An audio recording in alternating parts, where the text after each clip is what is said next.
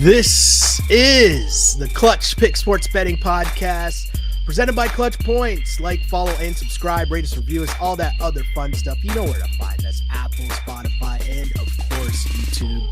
My name is Sheldon Alexander, and it's Super Bowl week. Big as a what? Big as a what? I can't believe I started this off with a Drake reference first. There's a lot going on there. Funny. Kendrick, and lots happening here. But it is big as a Super Bowl. Trouble. All right. Super Bowl week here on the podcast and in the NFL and in the world, despite what the NBA is trying to do. Can't we just leave Super Bowl week to football and the NBA to Christmas Day? Like, can't we just stay off each other's blocks here? Like, eat off each other's corners, you know? Let the high rises stay with Marlowe and, you know what I'm saying here? Anyways, lots going on here in my intro. I don't know what's going on. I'm joined by, I'm fired up, man. As well you should be. We got one more, man. One more in the tuck. No. And for that one last episode, I got my guy, Mr. Matt Russell, sports betting professional and creator of The Window, available on Substack and via podcast. Mr. Russell, I will finally stop talking and ask you this question. How are you doing just days ahead of the Super Bowl? Yeah, we're doing it. Super Bowl licks. Here we are. Good for the NBA for sort of swooping in there and being like, yeah, I guess, I know you guys aren't watching the games, but we might as well do, have some sort of news to kind of, I think bad for college basketball. Yeah. Right. This is sort of getting into college basketball season here. And last Saturday was an electric day in college basketball. And then all of a sudden, the day is capped by a trade announcement that sent everybody into an absolute panic the next day. And so it's not even the NFL. The NFL is going to be fine, right? They're giving up that week. Nothing happened last week that was remotely interesting in the NFL. And so you just go, you can't give the little old college basketball a chance to actually do something on the court that's interesting without kind of swooping in and stealing everything. But now, the tables have turned here. Our attention has turned. Yep. And there's still kind of nothing going on, right? In the Super Bowl week. I don't I'm not super locked in on here comes the arrival of the Eagles and when media night or whatever. Media night was a day. Media night was right, a thing. Yeah. I'm Media do they even do that this year, right? Radio Row, where it's all the super thirsty radio personalities, and you're just kind of yeah, I don't recall anything happening this past week, which is cool, I guess, because it's okay, we're gonna focus on the football game, but I think we've kind of said all we needed to say, as a society, about both of these teams in general, right? Where it's yeah, we kind of know what both teams. We're pretty familiar with both teams too, right? Their teams that have been familiar with their work, right? Yeah. There's a handful of guys we prefer not to be, familiar with their work, right? I don't think a Kareem Hunt feature is coming down the pipe necessarily for Super Bowl week, stuff like that. I don't know if you've heard, right? Travis Kelce and Taylor Swift are an item. No, I think we covered that a couple of Super Bowls ago. So yeah, man, I'm pumped. I'll jump ahead of my my self plug here, but 30 plus props in the bag, in the book here already that are available over on the Substack. So by and large, the hay is in the barn for me. And so, finishing up that article and getting all those bets in yesterday, I'll scour on Sunday if there's anything left to kind of nibble at. Maybe some, total on a player has gone way, way too high, but it's all just kind of done, man. So just bring on the football game and the halftime show, I guess. We are here for the football game for sure. And for the people that might not be familiar with what we do here on this pod, I will pick the game, give you a pick on one side or the other. And then Matt comes in with the information and education on where the line was, where it is, where it could be going, heading into kickoff. The goal, as always, is to come out on the other end with a much more informed pick. I try to play the role of the viewer. And sometimes Matt convinced me to change my pick, and other times I foolishly don't listen. But that's the joke. That's the bit. That's the show. And on this show, it seems like ages ago, but 2-0 week in the conference championships as the Eagles and the Chiefs both were able to cover. And that brings a season total for me, a struggle here this season, but we'll finish off 137, 140, and 7 this season. So inched back, but still not where you want to be, but that's okay. I always say the goal is to finish off strong. And after 2-0 in the conference championship, we try to do the same in the Super Bowl. As I said, big as the what? Here we are. Chiefs at Eagles. Chiefs favored by 1.5 points. And I can't lie to you, this was a tough one for me. I don't know if I said this on the pod. You just see the pick right here. Oh, you saw the pick, and that was a reaction. Wow. Because everybody's on the edge of their seat. Let's not get around here, my friend. Right? Like, everybody's on the edge of their seat. Is Sheldon? I'm going to set this up because you haven't actually said it verbally. For those listening, you can probably sort of figure it out by my reaction that I couldn't contain. I'm sorry, everybody. I blew it. Everybody's sitting here waiting. They're going, is he going to do it? Is Shell Chiefs? I don't want to say apologist. You're not a fan, so that doesn't count either. But like, Chiefs backer through and through. Yeah. Chiefs backer, Chiefs better for sure. I'm always on the Chiefs in most instances. You can mostly count on me to be on the Chiefs at under a field goal in most instances. And yet, this thing on the screen says, Sheldon says, Philly plus 1.5. And this one was a tough one for me. Okay. Like, I feel like right as the games ended 2 weeks ago, I felt like I was on the Eagles, right? Like my brain told me the Eagles was the pick. The Eagles were the bet. I felt like the Eagles were the better team. And my thought process was I was going to give myself the 2 weeks, see if I could talk myself out of it. If there was something, some stats and some like NFL breakdown that was going to talk me out of it. And the reality is 2 things became true. One, I realized how much BS content there is out there that's not actually talking about football at all, right? Like, it's just like, you know, when you want like actual football breakdown, you know, like talk to me about some coordinators, talk to me about, you know, whose run game's better, like schemes, sure. Scheme talk, yeah. There's not a lot of that, you know, and it was funny because, what did you learn about the Chiefs over the last 2 weeks? Like, Patrick Mahomes is really good, and Andy Reid is pretty good, and Spags is pretty good. And they always find a way to pull it off. It's like, but that's not where I want to bet my money. You know what I mean? Yeah. That's not where I want to be betting 100%. My money. And a lesson was learned last year. My San Francisco 49ers lost in the Super Bowl. And I remember heading into that game thinking, the Niners had playmakers all over the field. They had better players all over the field, other than quarterback, obviously, which is a big position. But every other advantage on the field was to the Niners. And I remember watching that game play out, watching where the mistakes came through for the Niners. You know, you had fumbles all being recovered by the Chiefs. You had the Niners' second best linebacker injuring himself, running on the field, like all these just bad bounces happening for the Niners, and they lost in overtime. And I remember thinking to myself, I would make that bet again. I would. And I'm okay with that. And that's a lot of what we talk about on this pod, right? Like wanting to be on the right side and not just playing the result. I get it. It's betting. You want to be on the right side and win money every single time, but that's not realistic. That's not how this thing works. So if I break it down to you here, sorry, I know I'm going a little bit here, but if I break this down a little here. We got one game to talk about, man. You go. Yeah. Get it out. The Eagles, player for player, other than QB, are better than the Chiefs. Teams that run the ball and play defense win in the playoffs. That's what I've preached this whole playoff, this whole entire time. I can't go against that now. I'm not going to go against that now based off some voodoo magic of the Chiefs every year that at some point has to turn at some point, right? But beyond that, run the ball, play defense. That's how you win in the playoffs. The Eagles do both better than the Chiefs. Who controls the line of scrimmage?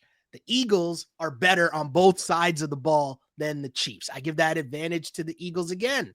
Plus the Chiefs' offensive line, some shuffling going on there. You don't want to have those problems against the Eagles and their front and Mr. Jalen Carter and company. Just not a place you want to be. But I also think, I love my guy Spags. I love Spags. Yeah. I ride with No, Spags. I know. But I will say you put me on to the game of Mr. Fangio here and some deep diving into the history of Fangio versus Andy Reid and Patty Mahomes in his previous jobs in Miami and Denver. And dare I say, my guy's had some success. You know, he's done pretty well against Mahomes and Andy Reid. And especially, very important, key part to any game, holding them to field goals over touchdowns. And we know the key to any game, can you score touchdowns and hold the other team to field goals? And if I think Fangio can do that, added on top of the fact that that's been the Chiefs this whole entire season on their own anyways, it's just getting field goals, right? Here we are in the biggest game. I went all this time and didn't even mention the name Saquon Barkley. Haven't even mentioned that yet. And that's a big deal. That's a home run hitter, right? Yeah. I said run the ball, yes, but that could be Jalen Hurts as well. But of course, what do the Eagles do when they get into the red zone? Can they score touchdowns against the Chiefs? And I think they can. The Chiefs trying to stop the run, not as good as they probably need to be in this game against a high-powered running offense like the Eagles. Those are just some of the reasons. I've gone on talking way too long in this, but bottom line is the reason for that, because I need to justify why I point to all the football reasons as to why I have to be on the Philadelphia Eagles. Football reasons, not just, Mahomes always seems to do it. And I get it. Yeah. I get it. I'm a Niners fan. I saw it. I watched it. I understand. But that's not where I like to lay my money. It's just not how I like to do my business, I'll say. Okay. Reminds me a lot of last year, but bottom line is I'm on the Eagles. Eagles plus 1.5 here. Okay. And hey, even having the little extra cushion, right? I get people saying take the money line. Yeah. But against the Chiefs, every point might matter here. That's a good point. That's right. A valid point. Not mad at that. Valid point. I'm on the Eagles here, people. Matt, what's up, my friend? I was gonna say, like, do you need me? Should I bounce? You can tell my guy Shell out here is feeling better than 2 weeks ago because he is vibing. He's hitting both sides of the line of scrimmage. He's got all the points that you'd ever really want. Like, what do I even need to be here for? I don't know who you're picking. I don't know who you're picking. The people don't know which side you're on. People don't know which way you're leaning. The one thing that you failed here to do from a content perspective, from a drama perspective of the podcast, is you got to come in saying Chiefs, and then for the final episode of the season, when I talk you into the Eagles using all of the points that you just mentioned, then we get a Super Bowl switch, which would just be absolutely electric for everybody. So alas, we will not have. There's like a laser show, and I hit a button, and there's like lights flickering on and off. That's right. The 2-week break, you got all kinds of bells and whistles for the switch instead of. We were using a mouse at one point in our lives to indicate the switch. Man, not going to change your mind there. I realized, in the last couple of years of doing this, providing content along with my betting. I've been betting for a really long time. Content not as long, 4 or 5 years now. I realized during my time at The Score, it doesn't make sense to do a bunch of prop articles and then as the last kind of, dramatic conclusion, what's your pick for the game? Because you got to come up with the pick for the game before I think you do any of the props, right? So I've been on record for basically the length of the break here between the conference championship games and the Super Bowl as being on the Eagles. And I even tweeted out, after the NFC championship game, the Super Bowl market was available. The Eagles were even money at that time. We still didn't know who their opponent was going to be. And I tweeted out that starting a position with the Eagles at even money, I think is a pretty decent idea. Obviously, we don't know who they were going to play necessarily, but all season long, I shouldn't say all season because we've had some ups and downs throughout the season with regards to team ratings and whatnot. But even kind of at the best of times in the last 10, 12, whatever weeks, the Eagles have been rated higher than the Chiefs, right? They have been considered the better team. Now, they have been off playing different opponents and stuff like that. It's why we keep ratings and we use all of the point spreads that we do week in and week out to understand what the market thinks of each team. But only when it actually comes down to a comparison, when these two teams actually have to play each other, do the Chiefs end up getting favored because of all the reasons that you said, right? Obviously, multiple Super Bowls in a row here. The Chiefs always win, and, yada, yada, yada. They always find a way to win, whatever. And, I found, as you mentioned, sort of being inundated with content, I don't take in as much as I used to, but because I don't want to be kind of skewed in any way, right? I want to get to my stuff on my own, and wipe out all the kind of the noise. Everybody just seems to be like, yeah, the Eagles are the better team. They should probably be favored, but the Chiefs are the Chiefs and Patrick Mahomes is Patrick Mahomes. And it's like, yeah, I get it. It's the Super Bowl. You're going to be at a party and you're going to want to be on the winning side and you want to be celebrating because inevitably at that party, you're going to have half the people there, cheering for the Chiefs and half the people cheering for anybody but the Chiefs. And that's this weird scenario where all season long, for the most part, most people out there are just sitting there at home watching games by themselves. And then all of a sudden we get into, polite society, or impolite society, I should say. And so, you can tuck yourself into the Chiefs and going like, if I lose this bet, it's not embarrassing, right? But if you lose a bet by backing the Eagles and going up against the Chiefs, all of a sudden you're the biggest idiot who ever lived, right? And you mentioned, of course, last year's game, right? And it's like Drake Greenlaw tearing his Achilles, hopping off the sideline. Like, stuff like that doesn't happen unless that voodoo element of the Chiefs is involved, right? And I only sort of partly say that tongue, planted in cheek, but George Kittle was injured, during that game. Deebo Samuel was banged up in that game. Christian McCaffrey fumbles early on in that game, and the 49ers still had a 10-0 lead despite that, first drive fumble by Christian McCaffrey. A relatively, ball secure type of a player. Is Saquon Barkley can all of a sudden, fumble the football here, right? Jalen Hurts. I mean, Jalen Hurts did in the previous Super Bowl matchup. It was a critical play. In a weird play too. Touchdown. Incredibly weird play. And this year, those two guys who basically touch the ball every play, obviously Hurts touches the ball every play, but I mean, literally are carrying the ball on, 60% of the play, something along those lines. Those guys have lost 3 fumbles all season long. So it'd be very strange if one of those two guys, or both, God forbid, ended up fumbling in this game. We know that Jalen Hurts isn't going to throw a ton of interceptions because he's not going to put the ball in harm's way. And so the thing that the Chiefs have been able to take from all of these other teams who just clunk their heads together in trying to compete with Kansas City shouldn't really be there, right? The turnover margin shouldn't really be there. You're also talking about the Eagles, who are one of the best teams, obviously, with their unstoppable play on fourth down and stretching those plays. And they're also not afraid of throwing the ball on fourth down and converting with guys like A.J. Brown. And so, this is the toughest matchup of the season for the Chiefs, and there isn't the hole that the Chiefs had last week. And so, you mentioned the 2-0 record from last week, and it's just 2-0. It's nothing to go crazy about. But in the end, you have to remind yourself that, if you get those 2 games correct, there's no reason to kind of venture away from the fundamental handicap that got you to where you needed to go, right? And so what I mean by that is working backwards, right? The AFC Championship game, I was on the over, you were on the Chiefs. I didn't really want anything to do with the side in that game, but I was like, there's going to be scoring in this game.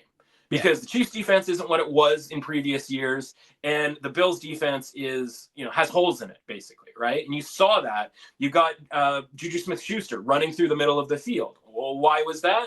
Well, it's because they didn't, they're starting a rookie safety that had the ball torn away from him by Xavier Worthy, all 145 pounds of Xavier Worthy. And it's like, that was a pretty big play. I mean, it would have been first down either way, but, from a field position standpoint, right? You're down by the goal line. And for a team in the Chiefs, as you mentioned, right? A lot of these things are going to be like, as Sheldon mentioned, because he did such a good job early on in this podcast. But if the Chiefs' problem is having to settle for field goals instead of touchdowns, that play specifically, where you get them the ball down by the 5-yard line instead of, still having to get through the red zone, is a bigger play than it necessarily would be sort of for a regular team, if you will. So, you have these holes for the Bills that the Chiefs could exploit, and they could score more points than they have all season long. And so if the handicap for that game is the Chiefs are going to score an unusual amount of points because of the holes in the Bills defense, and we were right about that. We can take that and sort of reverse engineer it to this game and go like, well, are there holes in the Philadelphia defense? And it's like, oh, you mean the number one defense in the league this year? Like, no, there isn't. And you mentioned my guy, Vic Fangio. And the thing that a lot of people don't necessarily realize is in between his stint with Denver, where he was a head coach for 3 years, obviously saw Mahomes twice a year for all 3 years, right? So faced him 6 times. I believe it was 5 out of the 6 times, or it might have been all 6 times, that they held the Chiefs offense to below their yards per play average during that season. So even when the Chiefs were an awesome offense, they held them to below their average. Even when they were maybe not as explosive, they held them to below their average. And then 2 years later, he goes to Miami. They end up playing in the playoffs. It's that freezing cold game. Yeah. Dolphins couldn't do anything on offense. You know, you certainly were not blaming the Dolphins defense for the Dolphins loss that day. But the season in between, where Vic Fangio wasn't a coordinator, he wasn't a head coach on any team. Do you know where he was? He was a consultant for the Philadelphia Eagles. Okay. Yeah. A lot of people don't realize that. And he was going to, he was sort of out of the league, if you will. He wasn't. He was working with Jonathan Gannon on the Eagles. And then they signed him to sort of this like weird consultant extension through the Super Bowl for 2 weeks, just a game plan for the Chiefs offense and Patrick Mahomes before Fangio took the defensive coordinator job officially for the Dolphins, right? So like, I'm of the belief that they had that lined up. It was one of those things where 2 years ago, you're like, during Super Bowl week, you're like, well, yeah, we're hearing like Fangio is going to be the new Dolphins DC, right? Like you're seeing different coordinator news sort of roll out. Well, the reason it didn't roll out until after the Super Bowl 2 years ago, because Fangio was working for the Eagles against the Chiefs. Now you go, well, how did that go? Well, you look back at the score and you go, it's 38-35. And on the surface, you're like, well, I'm not getting too excited about a Eagles defense that gave up 38 points that day. We already talked about the fumble. Yep. Right, that's 7 right there. And there was also your man's Kadarius Toney running a punt back, but getting tackled inside the 5-yard line. Right. So like play. 2 of those touchdowns essentially were 14 of those 38 points. Right. So we're really talking about 24 points, which with the Chiefs offense at the time, that was still pretty good.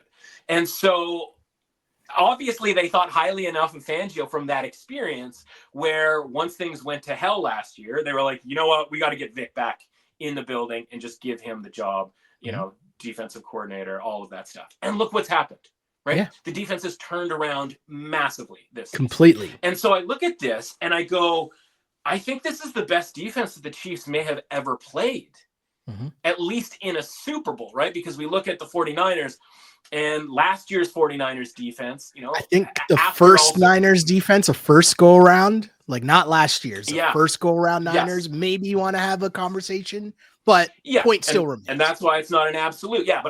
But last year's, obviously we had the Greenlaw issue, but we also had the 49ers defense playing really well in that game, right? Like it took 9 points of overtime scoring to get the score as high as it was. Yep. And so I look at it and I go, I was going to reference the 49ers defense the first time around because of the attrition, where that defense last year wasn't as good as that one was from a few years ago. And by the way, like that team held up right up until, the late 2 touchdowns for the Chiefs. So, whether, that's semantics, right? Whether it's the best one they've ever faced or not, or whatever, it's also the worst version of the Chiefs offense, right? And that's kind of the fundamental point here about like, what are the Chiefs going to do? How worried do I need to be about the Chiefs from an offensive perspective? Because you can go through the list and it's like a game against Denver or a game against, the games against Houston that, the Houston didn't have much from an offensive perspective. And we're only in those games because the defenses were able to do a job. And you'll give the defense some credit, obviously, for that. But you also have to give some of the Chiefs offense some discredit, if you will. Yeah. And so, they're good, but they're not, it's not a great offense. We know that from the statistics that Mahomes has put up this season. So I just look at that and I go like, that's kind of this thing where if we're going to talk ourselves out of the Eagles being the better team for the first time in 3 months, basically, Mhm. I'm going to need to make a better case for the Chiefs offense having success against the Eagles defense Yeah. in this game. Then you look at it individually, right? And there's kind of some dicey matchups here when you're talking about a Chiefs receiving core that isn't exactly like gaining separation and having, sort of a dominant element in the secondary with the Eagles. And then we'll talk a little bit later on from a prop perspective about the defensive line, offensive line matchup that favors the Eagles. So, that's the situation for me as far as the defense is concerned. Then you go It's on the just, flip side, can I just and say your before we guy, switch, yeah, to the offense, I just want to say a key thing to remember about last year's team, mm-hmm. last year's Niners defense as well. One of the Mm-hmm. keys there was being able to rush 4 and get pressure with 4, but also have your 4D linemen not let Mahomes escape. Right. And like stay disciplined to where you might not even be trying to get the sack, but you're trying to keep him in the pocket. And can you do that with 4 guys and then let your defense play defense behind you? And I think now having that on tape, obviously, if you're a fan, Gio, but obviously having it done again, because they probably followed your blueprint the year before in trying the same thing and just rushing 4, being able to get pressure with 4, and then as you're about to talk about, I know the Chiefs don't have the man beaters on their wide receivers, right? Like you're not really the explosive plays haven't been there yet. Does that change finally because everyone's healthy? I don't know, but I need to see it because we haven't seen it. Right. And it needs to be mentioned, right, as part of that 38-35 game. We talked about just the raw points, how that's sort of misleading from a scoring perspective. Patrick Mahomes had like 180 yards passing in that game. And you'll recall we went into that Super Bowl because he had been hobbling around with the ankle injury that he had suffered, I believe, in the AFC Championship game, or at least in the divisional round where he was sort of hobbling around in the AFC Championship game. And I think there was a possibility that the Eagles were like, all right, last thing that we need to worry about is Patrick Mahomes running around. And Mahomes was able to get yardage on the ground and kind of surprise everybody with a couple of long runs where it was like, oh my God, like on that ankle, he's able to do it. There's not going to be any sort of secret this time around, right? Mahomes is healthy. He's going to be able to run. And you know who the Eagles just played last week? Perfectly good runner of the football in Jaden Daniels, right? So like the preparation isn't just, oh, it's been drop back quarterback for the last 3 weeks. It's like, no, we just had to deal with the spry young legs of Jaden Daniels, right? So the preparation, the familiarity is there more than it usually is with the Super Bowl. It's there even more than when, like the 49ers, for example, and the Chiefs last year, right? Like that separation between games, wasn't really, couldn't really amount to much. This time around, like the personnel is largely the same, except for obviously, as we talked about earlier, Saquon Barkley, right? And that to me, when you go on offense and you talk about your guy Spags and how you ride with him, and listen, everybody does, he's awesome coordinator, but part of what he does is, all of this stuff comes down to like the tiniest bit, right? And that's why Patrick Mahomes is Patrick Mahomes, because he's going to get that conversion on third down. He's going to make that one extra play that's going to beat you. Combine that with the one extra play or the one extra call that Spagnuolo is going to make to beat you. And now you've got yourself sort of a winning formula there when you're not screwing anything else up, really, when you're the Kansas City Chiefs. The problem is for Spagnuolo here is there's never going to be a moment where the game is going to come down to a passing play the way that Josh Allen was sort of forced to on 4th and 5. Yeah. Do you know what I mean? Because it's like, it's not going to be like, okay, well, we're going to be able to call, they're not going to be able to set up a blitz, right? So the thing was last week or 2 weeks ago, I'm going to say last week, probably multiple times here, but you guys know what I'm talking about. It's like, okay, Allen was like, and the offensive line were like, we've seen this setup. Like, we know that they're going to fake the blitz and come out of it. And like, that's what they've been doing all game. And then like on the biggest play of the game, Spagnuolo is like, gotcha. And then brings the house from the offensive right-hand side. Well, like there's not going to be that, like those 10 to 15 plays leading up to that to set it up, because what the Eagles do is they put you on your heels defensively, because they're just running it down your face all game long, right? Whether it's a Marshawn Lynch over and over and over. Yeah, and so while you could be like, Allen like is a run, obviously a great runner and can run it, down your face too. But like that's not what the Bills are doing. The Bills put that game in Allen's hands and legs, right? It was throw it and run it for Josh Allen, and they really I shouldn't say they got away from running the football. They kind of forgot to run the football with James Cook, who ended up running, 12 or 13 times for like, 60, 70 yards. And the Eagles are going to run the ball with Saquon Barkley from Jump Street, man. Like, it's not going to be first play of the game, Josh Allen, off the right side and then throw it twice, sketchily. We thought he might get picked off on either of those passes. You're going to be on your heels getting, RPO'd and read optioned and just Barkley to the outside, Barkley to the inside over and over and over and over again, right? And so I think this game is going to be lower scoring for the purposes of, obviously, the clock being dragged down by the running game, and then obviously the offensive inefficiencies, if you will, or sort of slow play, if you will, of the Kansas City Chiefs. And so we're talking about a game that I think is going to go under the number, right? It was at 49 early on. You've seen that kind of tick downwards. And like I said, I agree with you, man. Like, I think the Eagles are going to win this game. And if they get rolling sort of downhill, we might be getting into that position where we saw, everybody forgets, like, it is possible for Patrick Mahomes to lose a Super Bowl. He did so, and quite handily, against the Tampa Bay Buccaneers a few years back, because that's what happened, right? The snowball got rolling. And once that defense is able to kind of do the pin your ears back situation, because as much as the Chiefs want to stick with or, run the ball enough, there isn't any fear there in Isaiah Pacheco and Kareem Hunt. Right? There isn't that fear of like, oh my God, like these guys are going to, pop one.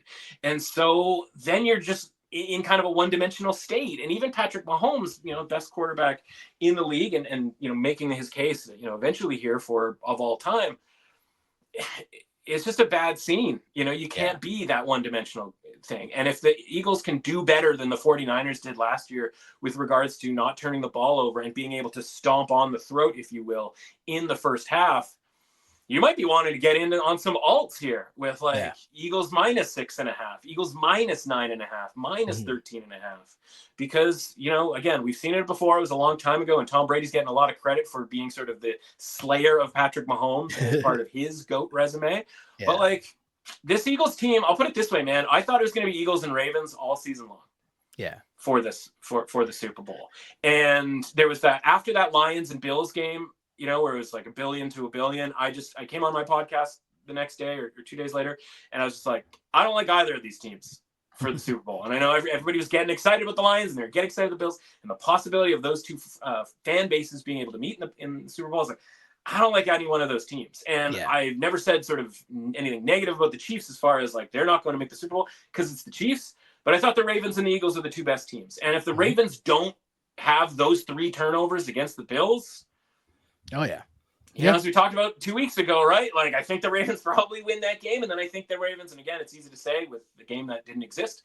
I think the Ravens beat the Chiefs last week if they had played, but they didn't make it, right? So they didn't get to do this. So, I'm left with the other team of the 2 teams that I thought could win the Super Bowl here. So whether you want to go all the way back to the season or whether you want to go back to right now, I've liked the Eagles in this situation. And I think you're getting value because, as you mentioned, right, just because it's a Super Bowl doesn't mean you can kind of pull away from a value perspective. And so when the Chiefs won and this line, getting back to my original sort of, intro to this, when the Chiefs won and this line got put up at minus 1.5, there was some drifting towards 2. It was just like, that's crazy, man, because there hasn't been a point all season long where the Eagles, I shouldn't say all season long, but for the most part of the season, where the Eagles haven't been rated as the better team. And I think that we're going to see them close as a small favorite. I think this gets to at least pick them at minus 110 on either side, and maybe even like an Eagles minus 115, because I think the thing that people didn't notice last week was that the Bills ended up taking enough money towards kickoff to close as basically a pick 'em against the Chiefs. You could get Chiefs minus 112 in the dying seconds before the game started. I think that's going to be the same situation. And honestly, you're seeing this right now where like the plus 1.5s are drying up. We're down to kind of a minus 120, plus 100 on the money line on either side. And I think we're going to see that a little bit more going forward because the further we get away from the Chiefs pulling off yet another victory, I think it's like 8 straight. I did the math, and you can check out my article on the game itself. But I think they're like 8-2 or 10-2 or something along those lines in these playoff coin flip type games, like not counting the games where it's wild card round at home, divisional round at home, where they're an 8.5 point favorite. In these games where they're aligned inside of the field goal, the Chiefs have an incredible streak, right? The streaks are meant to be broken. I think it gets broken. on Super Bowl Sunday.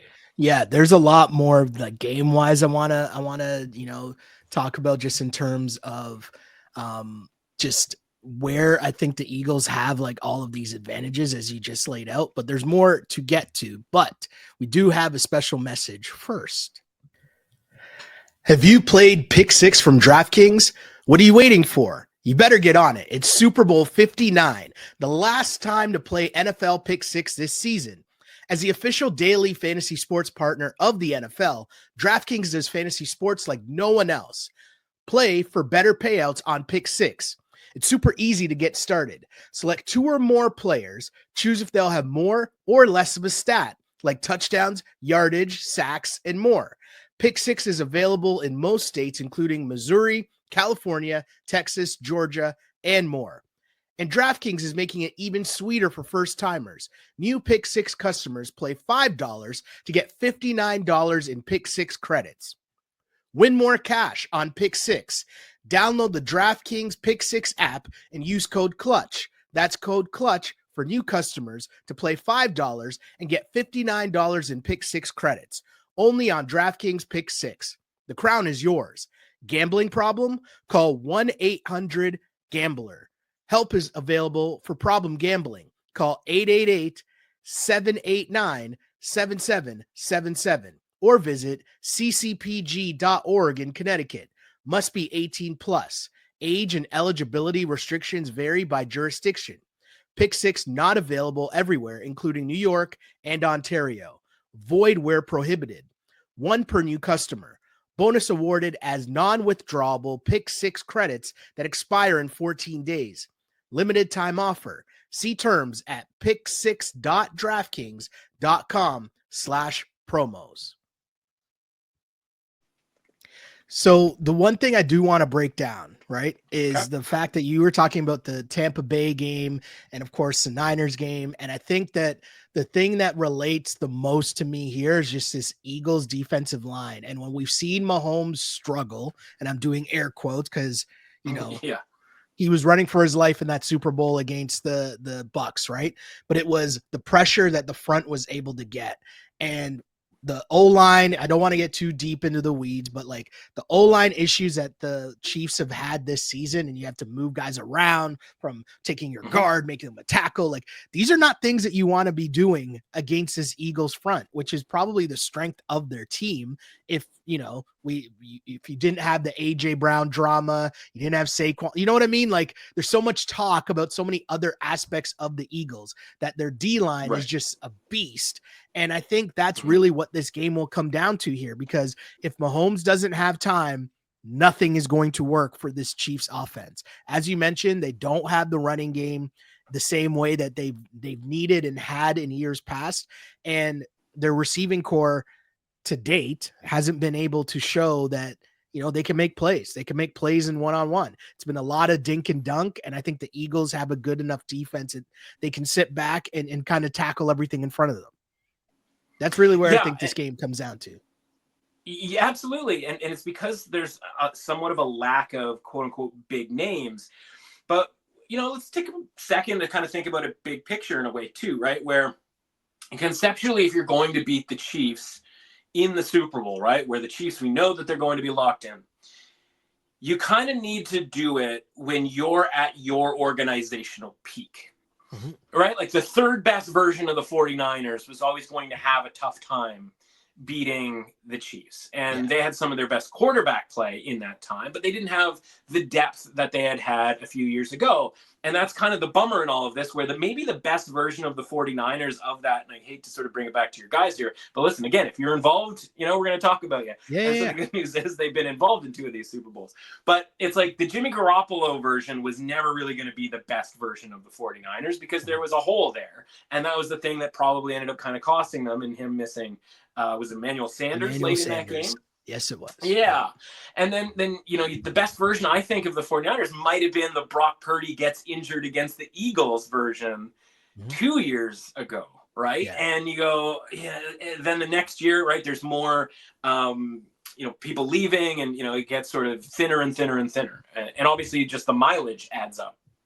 across the board. And so you look back and you go, okay, well, neither of those 49ers teams were the best version of their team. The Eagles 2 years ago wasn't the best version of that team because Jalen Hurts was still very much in his sort of quarterback infancy, if you will. Obviously, they didn't have Saquon Barkley, from a running game perspective. It was kind of, subpar.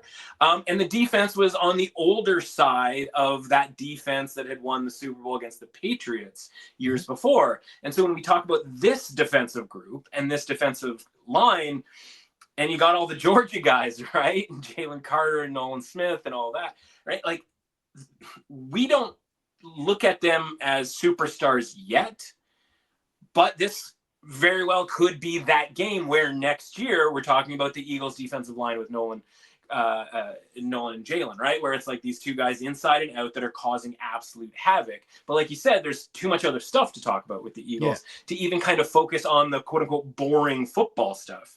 But from an organizational standpoint too, like if you were a fan of a team, a lot of this stuff comes down to like your general manager, right? Like, are you finding guys in places that you're not supposed to find guys? And so when you look at the depth chart and you've got like a guy like Milton Williams, for example, right? Who's a 2021 third round pick, 73rd overall, right? A guy that they've stuck with since 2021, who hasn't been a starter until essentially really this season, or sort of like this, massive affecting player.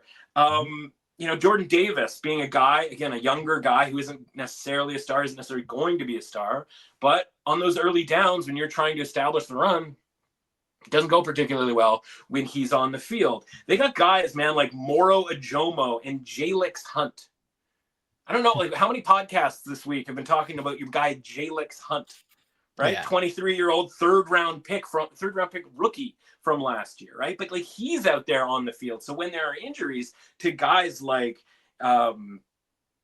Brandon Graham, who, I mean, he's been qualifying for practice. Like he's been limited practice. Like we might see a few snaps out of Brandon Graham in like a Von Miller type of role for all I know. Like we'll see whether he gets actually removed and is actually able to play in this game. And then you get into the Zach Bonds, obviously if you're hearing a little bit more about him this week, and the Oren Burkses. But the point is like when there aren't sort of these star players where you're trying to either draft high across the board to get all of these guys. A lot of these guys are obviously high draft picks, but a lot of them are not. People just kind of look at it and go like, oh yeah, like we're not talking about Von Miller. We're not talking about Jalen Ramsey the way that we do here. It's Nick Bosa, right? The way that we do. But it's like, yeah, or the entire team basically from top to bottom. I mean, look at, the way they filled in the defensive back position with Quinyon Mitchell and Cooper DeJean. And you're just like, man, like this 5 years from now, if all these guys are still on this team somehow, I shouldn't even say 5 years. I mean, 3 years from now, if all these guys are still on the team, we're looking back at potentially like a generational type of defense, right? Your Legion of Booms, your, I don't want to go as far and say like 2000 Ravens or whatever, but the modern version of that, right? Where it's like, it's really hard to play defense in the NFL.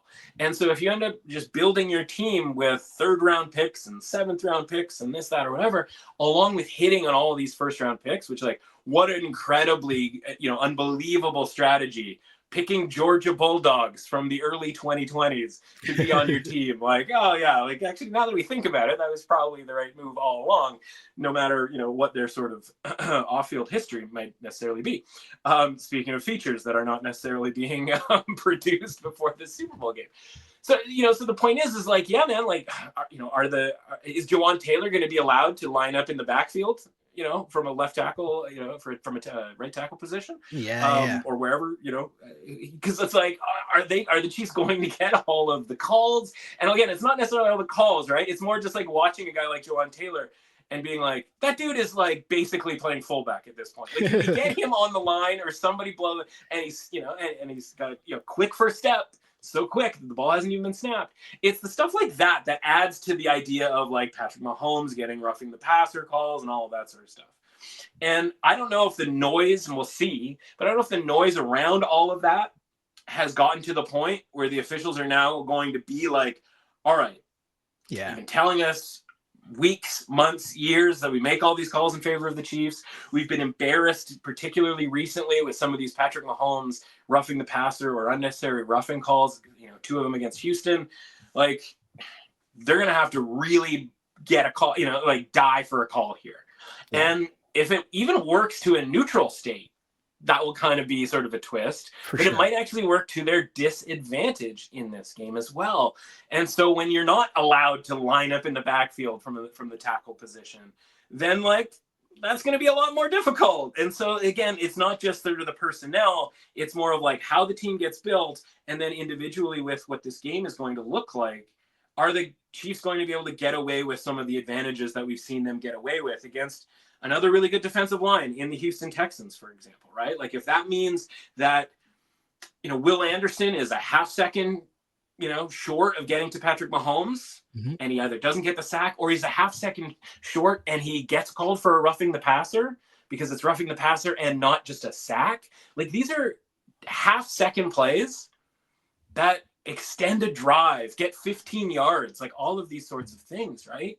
And if those tiny things kind of go away, and this game has to be played sort of straight up in the trenches with everybody kind of on an equal playing field here. Like, I'm just looking at John Taylor on the right side and just being like, all right, man, like best of luck with whomever you have to go against. And meanwhile, the interior, as much as Creed Humphrey is good, like Trey Smith and Mike Caliendo have struggled this season. And you're going to have to deal with Jalen Carter up the middle, as we say, over and over and over again. So, we can, it's easy to say, like, in the trenches that the Eagles have an advantage. It'll be interesting to see if the Chiefs get those little advantages that they've gotten a lot of times this season against the Ravens, against the Texans, from start of the season to the finish of the season, with the way that the officials are allowing them to kind of, skirt the, the technical rules, if you will. Yeah. So there's a lot going on, man. And for me, honestly, this whole season for the Chiefs, like we remember, like you see the montages, but like play out all the different ways that the Chiefs were able to literally escape victories, right? Like this whole entire season, starting from opening night where, if Lively's toe is just off the line, you're going to overtime, you had blocked field goals at the end of the game. You had the crazy Broncos game. They needed like a last second field goal to beat the Panthers, right? Taking Baker and company into overtime. Like my point is, over and over again, they were able to just get away with it by, as you just said, the slimmest of margins. And at some point now, when you run up against a team that might just be better than you, the game might not be in reach for the slimmest of margins to come into play, where you need to make a play that Baker can't make, or that, Bo Nix can't make, or that their kicker can't make. The Eagles, if they just run the ball, handle their business from Jump Street, we could be talking about a different kind of game here. But let's get to some props, man. I want to talk about some props. Make sure we have some time for some props here, because you mentioned the props actually led you to obviously the game pick as well. So what's the first one you got for us, my dude? Well, should we do MVP? Because there's a bunch of stuff going on in the MVP. So the first most interesting thing, right, is, if you were making odds any Super Bowl ever, right? Team X versus Team Y, who are the two guys who are going to be favored for MVP? On Team X and Team Y. The quarterbacks. Quarterback of Team X, quarterback of Team Y, right? Every Super Bowl basically ever. Not this one. Not this one, right? So Saquon Barkley has gotten sort of the intention, obviously, to the degree where the assumption is that, Saquon Barkley should be the second choice. Obviously, Patrick Mahomes, the quarterback, the three-time MVP, is going to be, the favorite to win the MVP on that side. It is a little bit interesting. We'll talk about that in a second, on whether you're dying to give Mahomes the MVP the fourth time, as much as you might have been dying to give the MVP to Mahomes the first time, or the second time, or the third time. But we'll talk about that in 2 seconds. This obviously leads me to a bet on Jalen Hurts to win MVP, right? Because it's just standard. Like, take away the fact that, like, he might just have 2 or 3 touchdowns to add to his sort of statistical resume, right? We're talking about a quarterback on a team that it's not like they're 7.5-point underdogs here. We're talking about a quarterback on the team that is, a 1-point underdog, basically a half-point underdog at this point, and might be even a small favorite by the time this game starts. So he's available for as high as plus 370 is where we got it last week. I think plus 350 is still pretty widely available out there for Jalen Hurts. And I compare it to 2 years ago, or 3 years ago, excuse me, with the Bengals and the Rams, where you had Offensive Player of the Year. Everybody knew Cooper Kupp was going to win Offensive Player of the Year, and his MVP odds were 6-1. Okay. Right? And he ends up winning MVP. We were on that day. That was a great win. But the point is that guy was kind of no different than Saquon Barkley this year from just the way that we look at the player, right? Where it's like, well, he's kind of carrying this team on offense and he's going to win, in Kupp's case, the triple crown of receiving stats and all that sort of thing. He was 6-1, whereas Barkley is sitting here, in the plus 200s. So, obviously everybody kind of thinks Barkley is the guy, but if you go through individually, game by game, which I did on my article last week over at Substack.com, at Emirates Authentic, the window, you go through each game where both of these players played, Hurts and Barkley, and you go, okay, who would have been the offensive player of the game, if you will, if that was sort of a thing during the regular season, right? Because you can't just go by, well, Barkley has better stats all season, and he is the guy who is considered the, offensive player of the year kind of lock here. You have to go individually, game by game, and go, okay, from a percentage perspective, how often was it that Barkley was truly the MVP in that game? And it's honestly probably right around the percentage of an implied win probability of his odds. But what you'd be surprised at is how often Hurts actually had the better numbers in that game. So like when Barkley was the MVP of the game, it's because the guy had like 200 yards, right? Yeah. And so that was going towards his accumulation for the season. But when Hurts was the MVP of the game, it was like, well, he had 180 passing and 50 rushing and 2 touchdowns rushing or 2 touchdowns passing and then one, the other method. And he was actually right there with Barkley. And so if both of these guys are essentially the same likelihood to be the player of this game, then you got to go with the one who's got the ball in his hands every play. And if the Eagles, and quite frankly, if the Eagles are going to beat the Chiefs, actually do it to win the Super Bowl, it's not going to be just because Saquon Barkley did a bunch of stuff. Yeah. Jalen Hurts, it's like there's more of a sort of a parlay, right? Like it's an implied parlay of like, yeah, if the Eagles are going to win, it needs to be because Jalen Hurts is awesome in this game. Yeah. And it's not going to be like, well, Barkley had 200 yards. It's like the Chiefs aren't going to give up 200 yards to Barkley, which we'll talk about in the prop market here. They're, both guys have to do stuff. And when you have a quarterback, in the way that we've seen voters lean to quarterbacks in the past, with Patrick Mahomes as a good example, then as much as Barkley is getting sort of the run up to this game, Hurts still puts up stats that are going to be attractive to voters. And so at plus 350, plus 370, that's interesting for me. What if we're wrong about this game, Shal? What if we're wrong and the Chiefs win this game? Well, obviously, Patrick Mahomes is the quite literally prohibitive favorite here. I just sort of mentioned the idea of if it's close, are you going to give the MVP to Mahomes? Or are you going to give it to somebody else if one person stands out from an offensive perspective? Well, we've been on Xavier Worthy for a really long time this season, right? We've seen it early on where the Chiefs want to get him the ball, get him in space. And then we saw later on the season where they wanted to get him the ball near the red zone. We've been hitting on his touchdowns. You watch every game. Some of them are getting called back on penalties. Some of them are getting stopped at the 1-yard line. But you can see that Xavier Worthy is getting plays called for him in the red zone more than any other player, including Travis Kelce, who only had, I think, 2 or 3 touchdowns this season, and I believe 1 in the playoffs.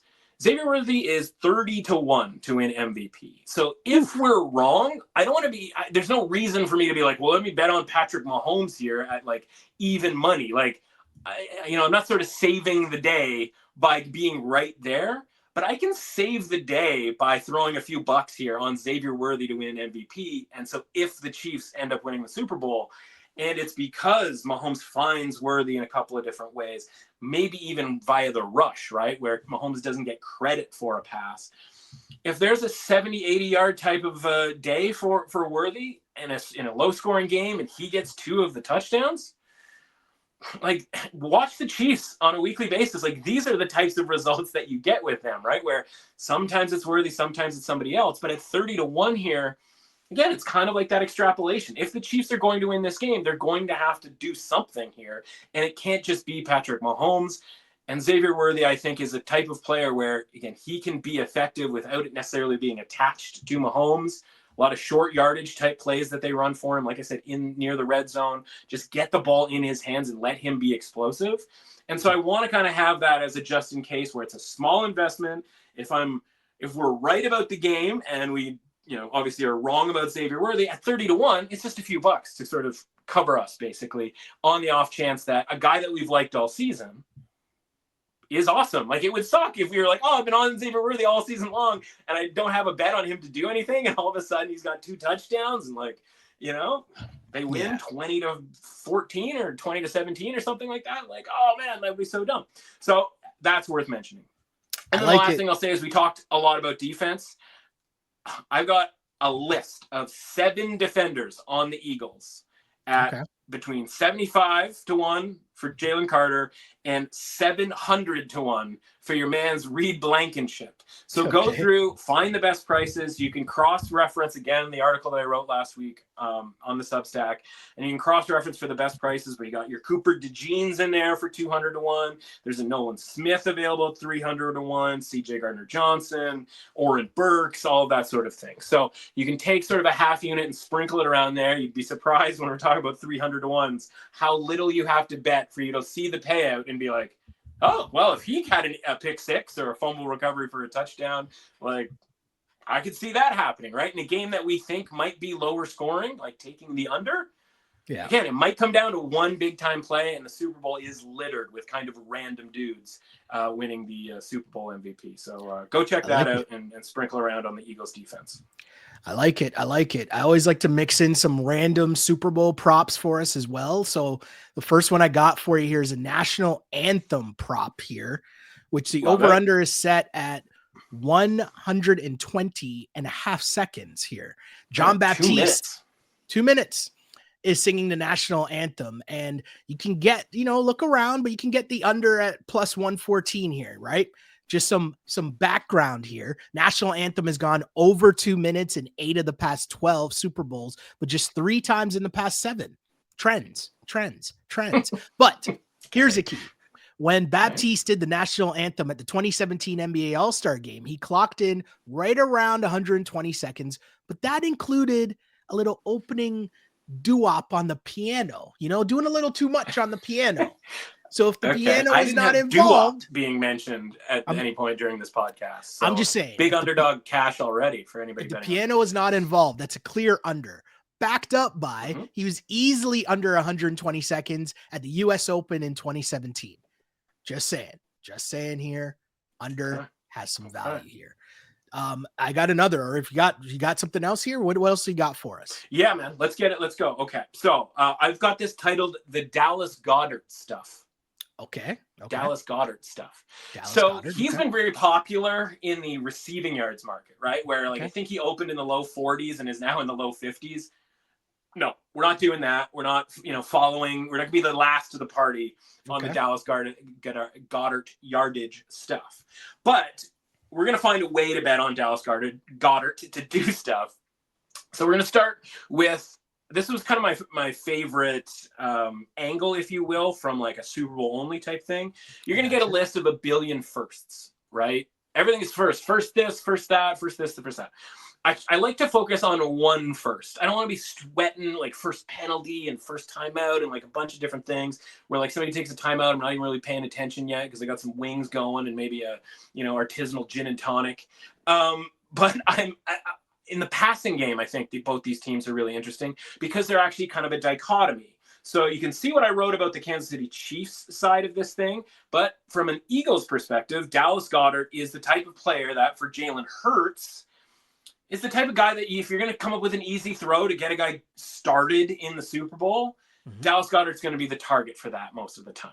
right? Whereas like Mahomes, you don't need like a check down to Travis Kelce to get Mahomes going in the Super Bowl. He can kind of, he's been in there 4 times, right? Like he knows what it looks like. Hurts obviously has been there once before, but if you're going to get that guy started, you're going to get the Chiefs worrying about the pass game.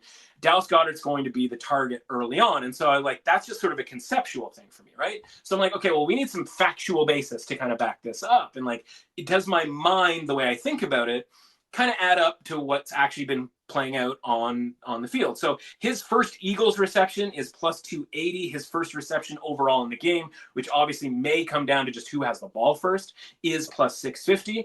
But to put it to you this way, in round 1, he was the first target, sort of the drive opening target for Jalen Hurts 4 different times. So in that first game against the Packers, you remember that mystery fumble on the first kickoff, right?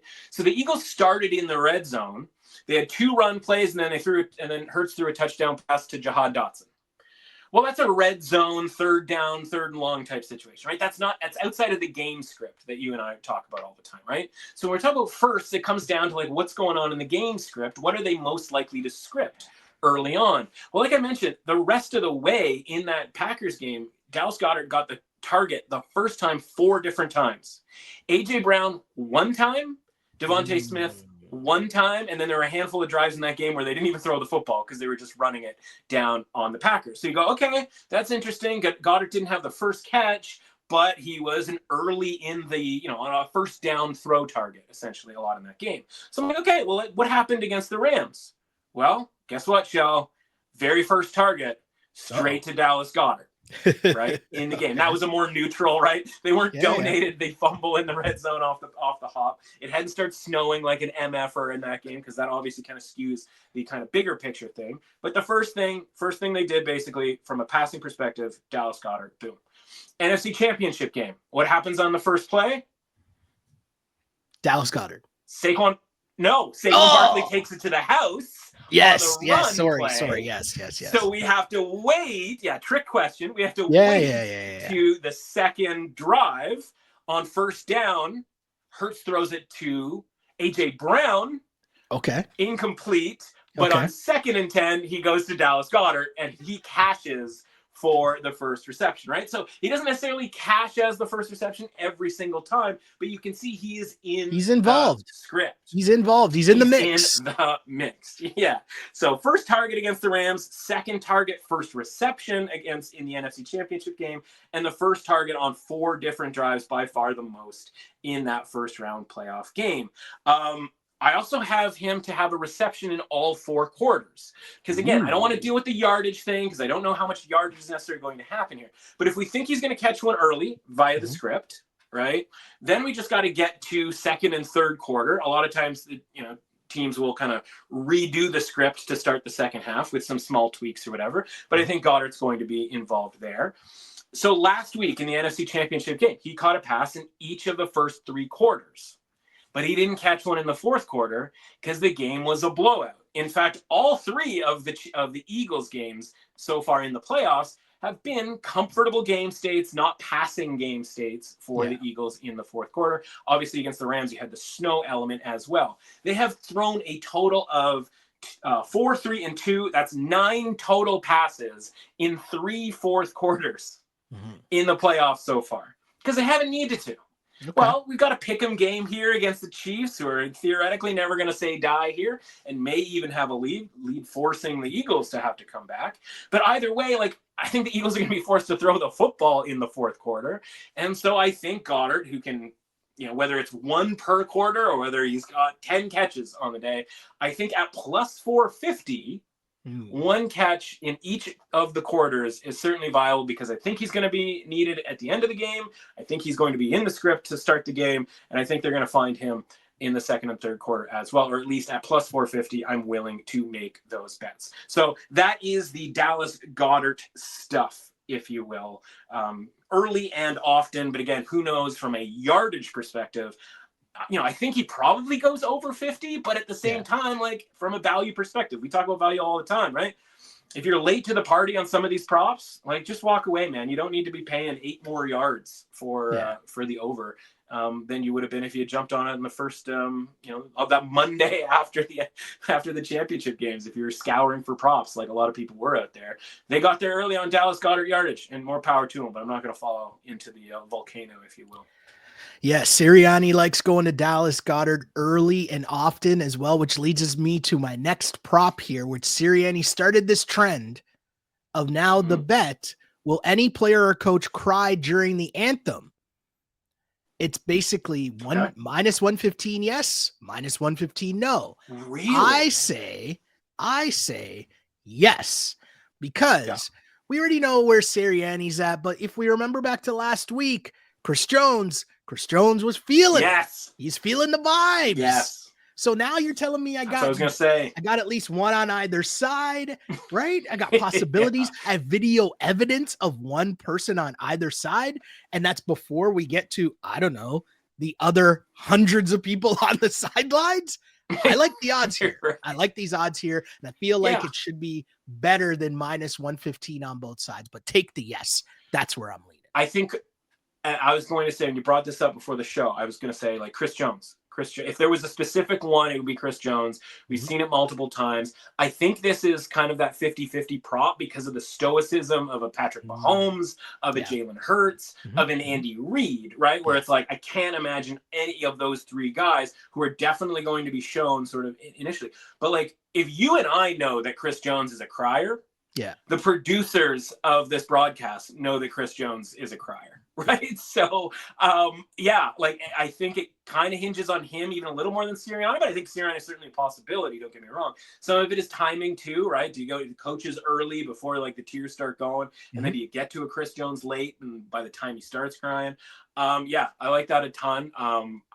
It would be. I would love to see this market flushed out to like Chris Jones plus 600 as being like an individual. But yeah, man, at minus 115 for obviously low limits, given the fact that these are novelty props.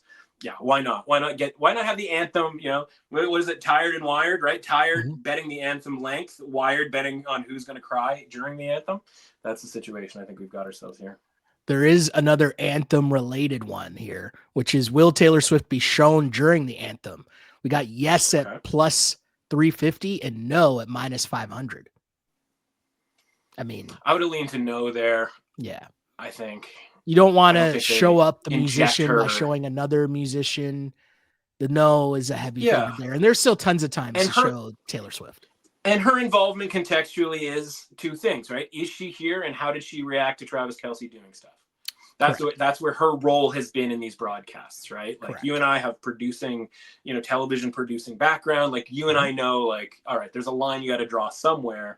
And while she might be out there, on screen a lot, it's because Travis Kelce's doing a lot of stuff. Like that's where those two things are connected. I agree with you there. Similarly, you got, you're doing pregame stuff. I'll stick with the Eagles offense. Devontae Smith, I'm going to go over 4.5 receptions. Okay. And I'm going to sprinkle a little bit on him to have the most receptions in the game at 7-1. Now, part of this is, what's your competition, right? So you go, okay, what's it going to take to have the most receptions in this game? And in years past, with the Kansas City Chiefs, you go, well, Travis Kelce is going to have 8, 9, 10. We got to deal with that, right? Like that's the bar that you have to beat. Well, Kelce had a nice game. He had that one big reception against the Texans, and then he basically didn't really do anything against the Bills. And he has shown this season, slowing down, that like he is guardable. And, we'll see which way the Eagles sort of go with kind of trying to guard Travis Kelce. But, listen, his reception number is like 6.5. It's juiced towards the under. So I think, sort of the lean is closer to 6. It's the playoffs. It's the Super Bowl. He could go over that number, but I'm going to kind of put him in around like 5 catches, right? And again, I'm not betting his number necessarily. I'm really more looking at it like, okay, well, what's the bar? You look around at the rest of the Chiefs. There's nobody else on the Chiefs who, in theory, is like some guarantee to catch more than 5 passes. Xavier Worthy, potentially. Side note, his numbers are getting bet off the charts as far has like catches and receiving yards, which is great for us who might be holding an MVP ticket because it means people think he's going to do something. But it also sets a high bar for him to kind of get to. But the point is like, okay, what's the most likely number of receptions for the top chief? And I think that number is around 5 or 6. Meanwhile, you go over to the Eagles and you go, okay, well, A.J. Brown is going to have to deal with Trent McDuffie a lot as part of the Chiefs' zone coverage, et cetera, et cetera. He's not going to be necessarily a high-volume reception type guy. We just talked about how we're playing Dallas Goedert. So if Dallas Goedert has a lot of catches, guess what? I think it's probably going to be one in each quarter, and we're going to end up cashing a plus 450 bet anyway. So we sort of have that market cornered, if you will. So Devontae Smith has caught exactly 4 passes on exactly 4 targets in all 3 playoff games so far. So you go, okay, well, like, why wouldn't you just put the number at 4.5? Because obviously people like betting overs, and he has stayed under this number, et cetera, et cetera. But it's the same thing that we apply to Dallas Goedert with regards to the 4-quarter, reception thing. He might have to be involved a little bit more in this game because this is going to be the toughest game that the Eagles will have had to play, the closest game that the Eagles will have had to play.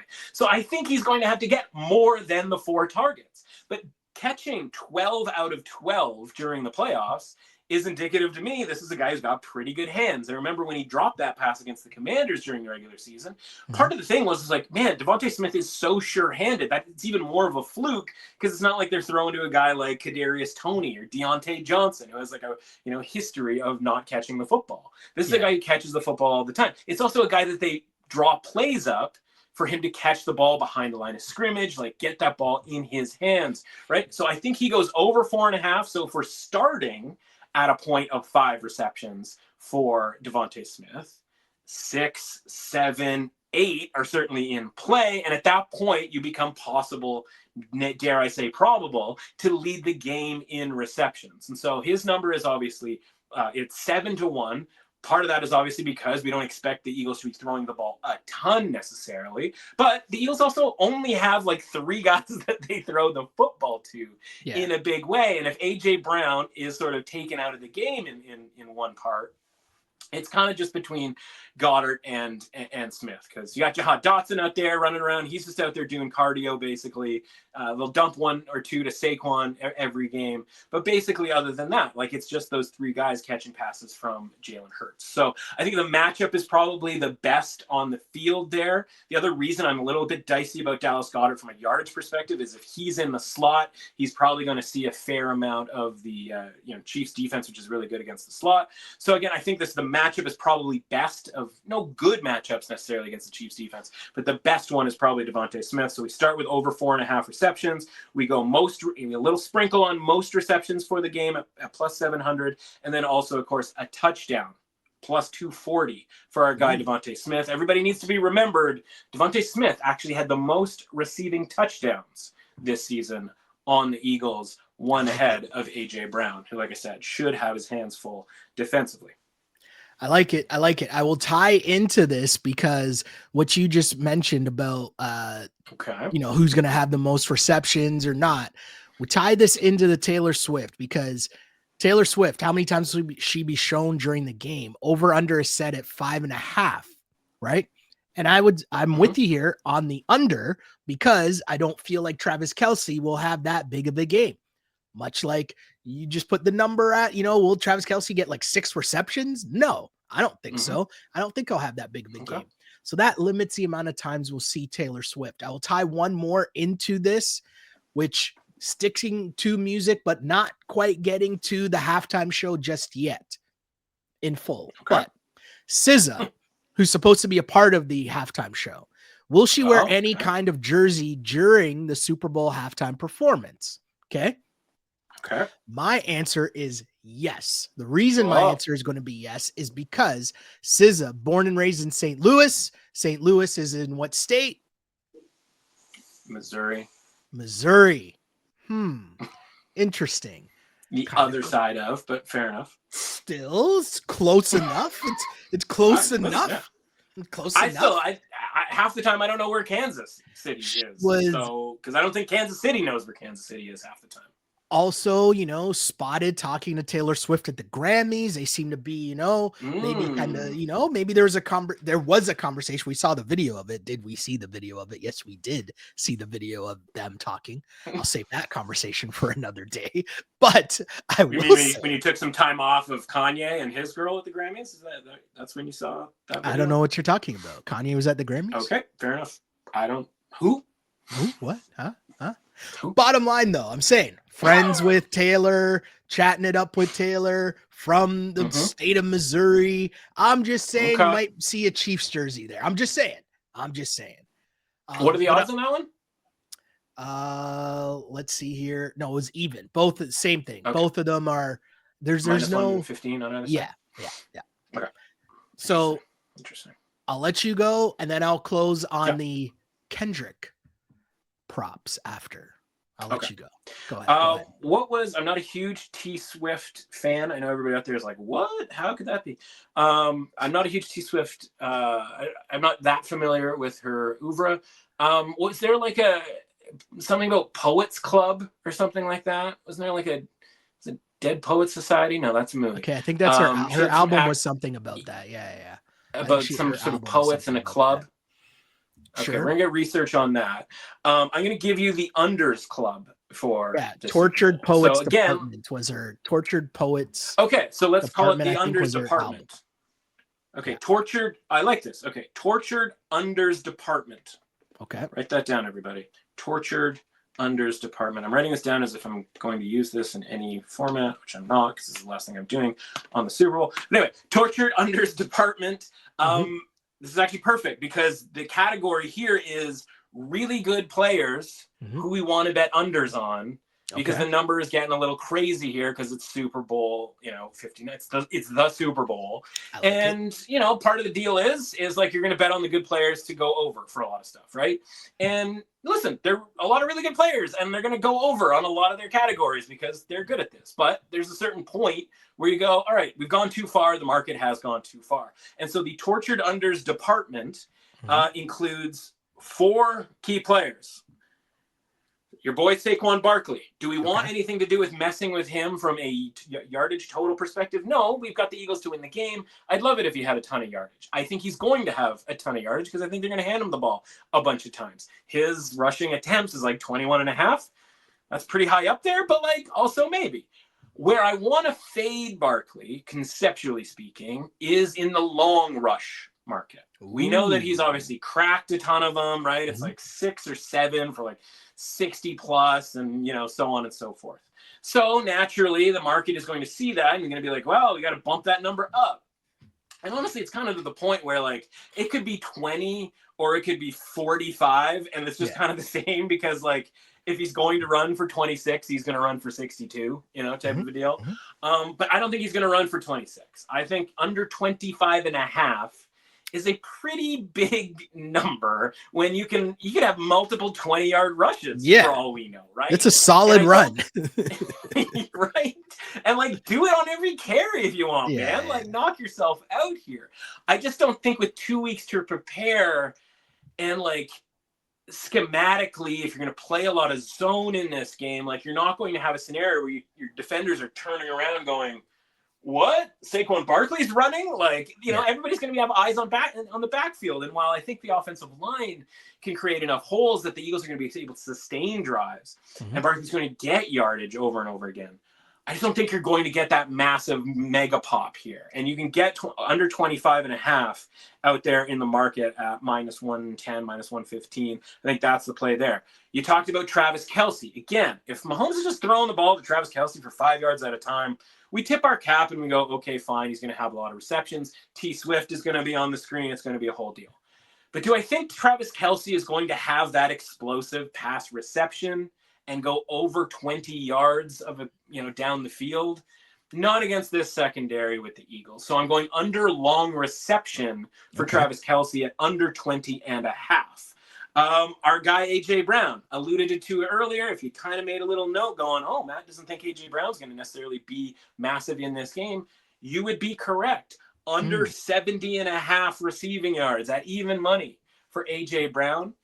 And then your guy, Patrick Mahomes. This is the tortured unders department for a reason, folks. Okay. I just talked about 180 yards against the Eagles in the last Super Bowl. And then when they met last year during the regular season, essentially the same thing. Did not crack 200 yards here. So again, if the Eagles are sustaining drives, keeping the ball, not having explosive touchdowns, but getting the ball down the field and chewing up clock, there's only going to be so many drives out there for Patrick Mahomes. And all it takes is 2 or 3 kind of 3 and outs type of drives for him to go under 252 and a half passing yards. Ooh. It's funny because he's averaged like 246 or something like that during the regular season. So it's kind of weird that he would be going over. You know, his number would be higher. Yeah, relative to all the jabroni teams that he would play, but it also might be an indicator that the market thinks that the Eagles are going to potentially be leading in this game and that Mahomes is going to have to kind of play from a trail position. And if the worst thing that happens is that Mahomes ends up throwing for 300 yards because he has to play from a trail position against an Eagles team that we already have our big game bet on, I'm fine with that. But at 252, I think that number is too high. And then lastly, another star, another tortured type of a deal here. Jalen Hurts under 30. I want to get this number exactly correct. Where is it? Passing number 34 and a half longest pass completion. So again, throwing the ball deep down the field, usually an A.J. Brown thing, but also usually kind of that looping sideline throw from Jalen Hurts, right? There's not a lot of like, let's just throw it deep down the middle and get the other team's safeties involved and double coverage and this, that, or whatever. And honestly, outside of Smith and, sometimes A.J. Brown, but like there's not a lot of run after the catch either for the receivers, I should say, on the Eagles. So these loopy throws that they make down the sidelines to Brown or Smith are often caught and immediately go out of bounds. And if they are not caught, it's, they throw it down the sidelines so that, most of the time it just kind of safely lands out of bounds. Those balls that get sort of caught and immediately tackled are usually about 30 yards down the field, right? To go over this number, you kind of have to catch and run a little bit.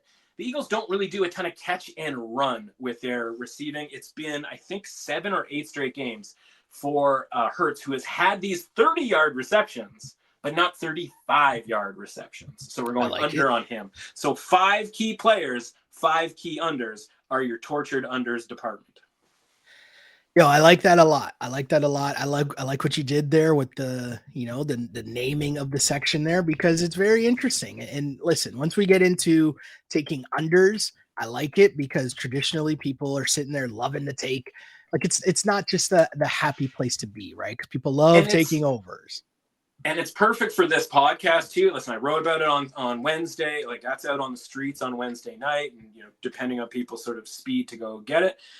I talked about it on my podcast on Tuesday. For these numbers, I'm giving them out because that's where I think that they're good.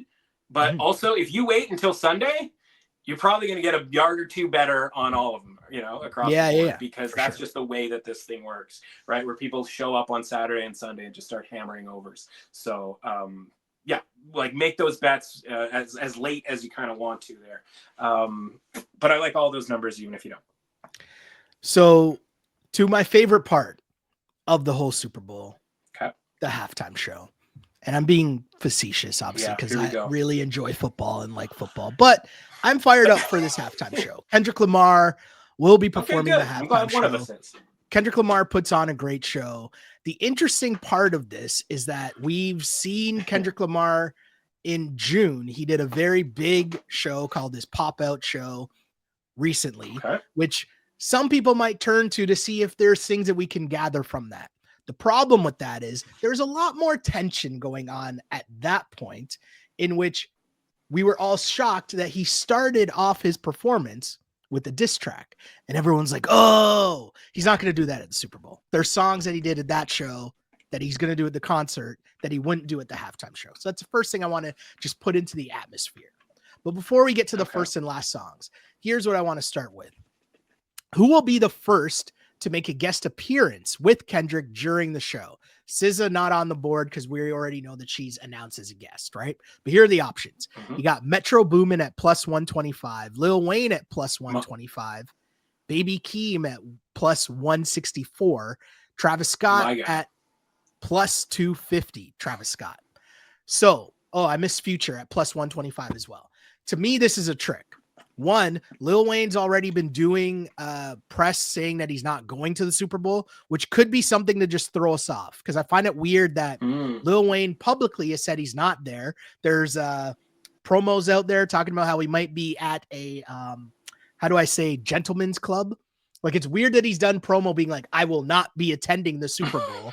And then there's stuff saying that he will be at a gentleman's club on Super Bowl Sunday, which, okay, cool. But then why are you listed at plus 125 in New Orleans? Yeah, he's from New Orleans. There's this whole backlash about why didn't they pick Lil Wayne to do the halftime show? So to me, it would, and if the rumors of his desire, his, let's say, tension with Drake, I'll say that, Lil Wayne's tension with Drake are true, would it be a move if Lil Wayne popped down in the middle of Kendrick's performance at the Super Bowl? That the internet would explode. The internet would be like insane if that was a thing that happened. I will say I'm thrown off by the fact that this is at plus 125. That makes me seem like something's fishy here. Something's going on, because I would never think that Lil Wayne's going to be there. But why is he even on the board? Why is he an option? Why is it only plus 125? And why is it the same as Future and Metro Boomin, who I'm pretty sure will definitely be there? Trap line. This is what I'm saying. And so I say the pick should be Metro Boomin at plus 125, because they will do the song Like That, which, for those who I'm going to catch up on this Drake Kendrick beef, was a song that not started, but really ignited this last part of the beef. Was the song called Like That, which was Future and Metro Boomin featuring Kendrick Lamar. That came out about a year ago, but that really inflamed the past like year of Drake's troubles, we'll say, with Kendrick Lamar. So my pick there, Metro Boomin plus 125. That's my pick. Who will come out? So not my guy Baby Keem, was it? Keem? Not Baby Keem. No, not Baby Keem. Okay. Although I don't know how you have a Super Bowl without Baby Keem, but I mean, I'm old school, so I agree with you. I agree with you. It's outrageous. I'm not pumped at all about the Super Bowl halftime show. That speaks more to my age, I think. I'm going to lean on age on that one, but you and I are roughly the same age, so maybe I shouldn't be leaning on that. I will say, like, the whole diss track thing is just not for me. You know, in this day and age, maybe I've gotten soft. Maybe it's I'm just like out on the whole concept of dissing others, or you know, maybe I'm old school, because back in my day, if you had beef with somebody, you just killed them. Jeez. Well, we don't want that. That's not what we want. We don't want that. We just want bops. I'm just saying. We just want banger hits. We want big tracks. Which is what I was going to say. Diss tracks, we just used to kill. See, you should be for this era of beef music, because that just means that we get songs that end up on the radio because they're catchy tunes. And like Taylor Swift and Beyonce can be dancing to it at the Grammys, right? Like that can't happen to hit them up. Yeah, I just miss the old days. You know, just miss the old days. All right. We do not promote violence on this podcast. No, of course, everybody I'm joking. Everybody realizes I'm joking, except for the Baby Keem thing, which I don't understand how you have a Super Bowl without Baby Keem. So, all right. So here's my angle here. Kendrick Lamar's song to open up the halftime show. Okay, your options.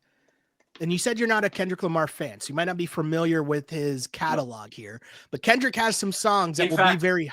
Sorry. What were you going to say? Well, I was going to say, I'm going to be coming to you because in my prop sheet for my Super Bowl party, I have over under 2.5 diss tracks as one of the questions. I'm not going to know. Under. I'm not asking you for a pick. I'm not going to know. I kind of figured that your pick might be under.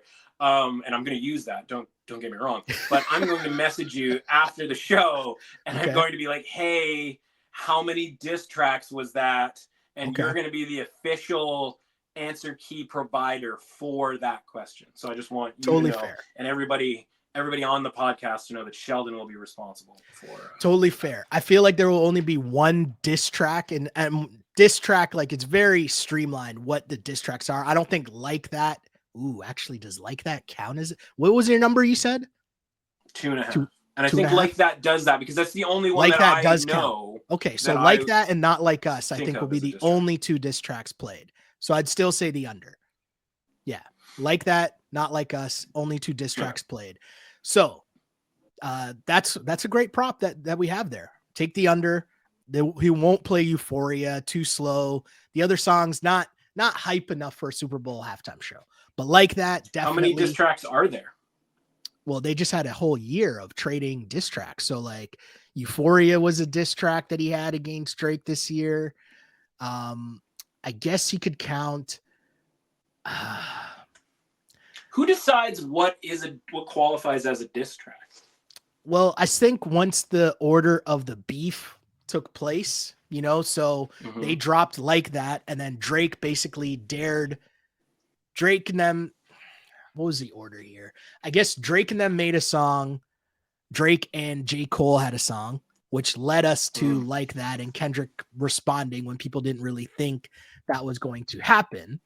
And I think that basically within their back and forth, it ended up being maybe 4 or 5 songs back and forth.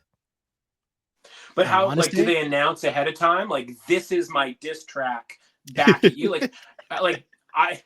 To me, somebody has to listen to the song and be like, oh, I think he's talking about Drake.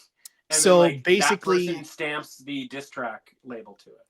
So when they made, Drake and J. Cole made a song called First Person Shooter. I'm trying to look up when that song came out on that album. But they've been going back and forth for basically a decade, right? It's been a long time they've been going back and forth. But it got reignited because J. Cole and Drake made a song called First Person Shooter. The story goes that they also wanted Kendrick to be on the track, which was on J. Cole's album it was on Drake's album. And Kendrick was like, nah, I don't mess with you. I would never be on a track with you like anymore. Like, no. So Kendrick then makes a song. But First Person Shooter could have been about John Wilkes Booth. How do we know that it's about Drake? Well, it's because Drake made the song First Person Shooter. It's Drake and J. Cole made the song First Person Shooter. But in that song, they're talking about how it's the big three, right? They're talking about how they're the big three. Kendrick, J. Cole, and Drake are the big three. Kendrick didn't like that. Exactly. Kendrick didn't like that, though. Kendrick came out on Like That saying, bleep the big three, it's just Big Me. And everyone's like, whoa, he dissed Drake. So that ignited the whole last year of back and forths, right? Drake released Push-Ups, then dared. He made a song called Push-Ups. He made a song called Tailor Made Freestyle, and then was daring Kendrick to respond. Kendrick then came out with Euphoria. Drake came out with Family Matters. Kendrick then came out with Meet the Grams. About Julia White. Yeah, Family Matters was a banger. I mean, Family Matters, and then it was over because after that, no Carl Winslow. Although there's a whole other diss track about Carl Winslow, which would be a whole other thing. There's a whole other Carl Winslow storyline that I will not mention into a microphone. I know, I heard it too. Oh, okay, fair enough. Who would have thought Googling Carl? Why do you think I brought up Carl Winslow? Come on. Jeez. So the folks out there, if they need to get Googling, can Google up some Carl Winslow. I have more props if anybody wants them. to get off of where we were going with that. I was about to say to get off of Carl Winslow, but that could have way too many different. I'm going there. First, okay. Do we want to do first and last song of the halftime show? I got a couple more. Let me do one, and then we'll go back to the halftime. Just because we need to separate ourselves from the nonsense that just occurred. All right. My guy. Some of the times in the Super Bowl, it's just like, it's not like this isn't the first time we bet all season long, right? Like, we got a bunch of guys that we've liked that we've been betting on to do stuff all season long. One of those guys, Noah Gray. I think this is a Noah Gray type of game because, first of all, the Eagles have given up 28 receptions in 3 games to opposing tight ends, including 11 to Zach Ertz, quote unquote, last week, and 14 overall to the Commanders. I don't think it's just Travis Kelce that's going to get the ball thrown to him. I think Noah Gray is a really good option who, for a while there during the season, I think it was like 11 games, had 10 games where he had 2 or more receptions. He had more touchdowns than Travis Kelce. So I feel like a real idiot if I didn't bet on Noah Gray to have over 1.5 receptions and have a little sprinkle. And listen, if you haven't noticed, a lot of these props are, we're going to bet on a guy to do something, and then we're going to sprinkle on him to do a lot of that something, right? So like Devontae Smith, we're going to have him do something and maybe a lot of something. Dallas Goedert, something, a lot of something. Noah Gray, over 1.5 receptions and maybe even a touchdown at plus 550 over at DraftKings. I like it. Okay. Halftime show. So where were we here? Oh, Kendrick Lamar to open up the halftime show with the song.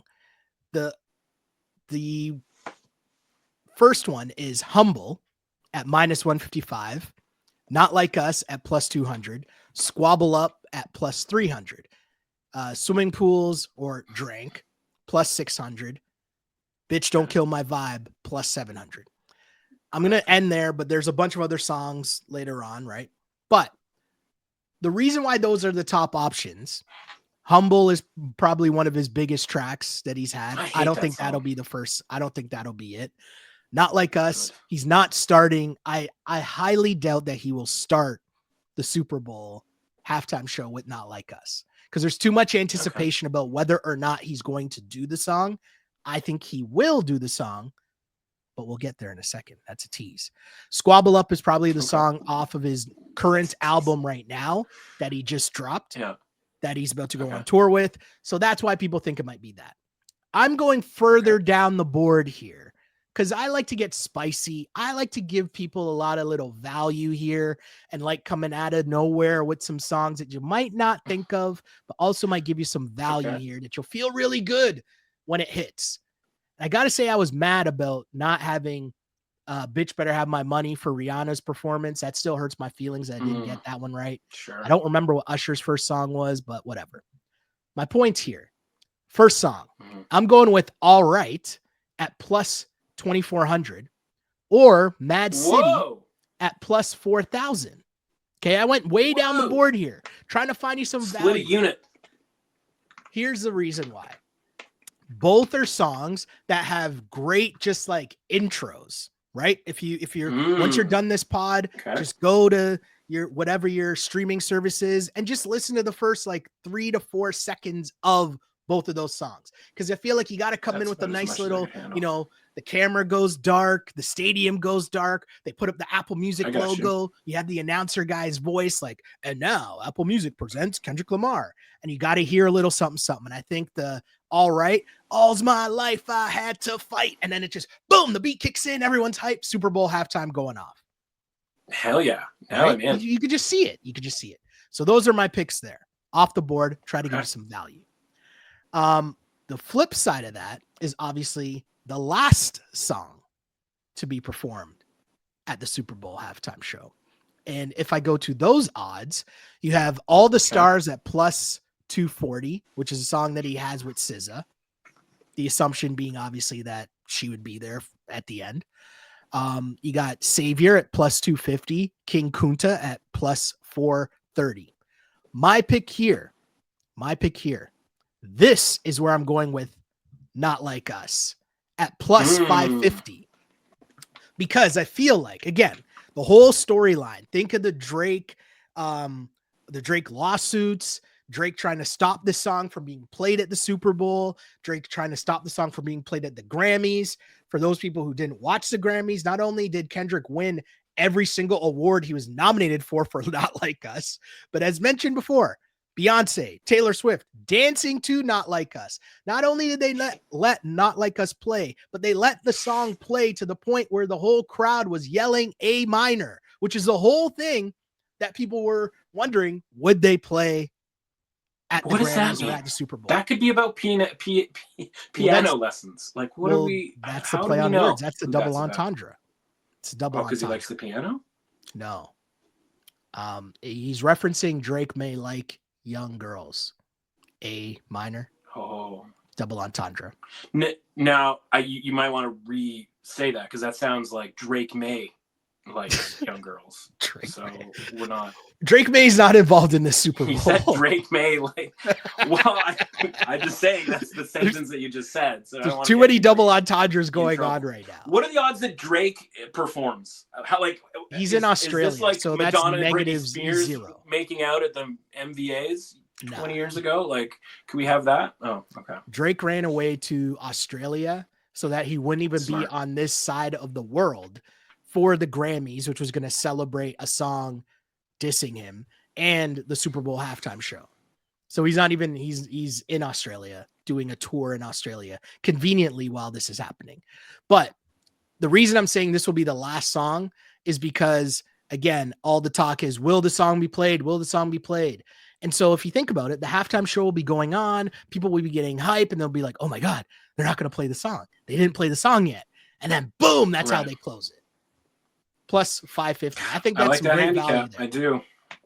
I'm not sure about most of the things, most of the words that you said there, but I like the general handicap and your level of excitement. Just trying to help the people here. Just trying to help the people here, you know? I know we just went through a whole bunch of stuff, and I know that you got a whole bunch more. So my question is, where can the people go to find just what you're putting down for the people here as we enter the last game of the football season? Where can the people find you, my dude?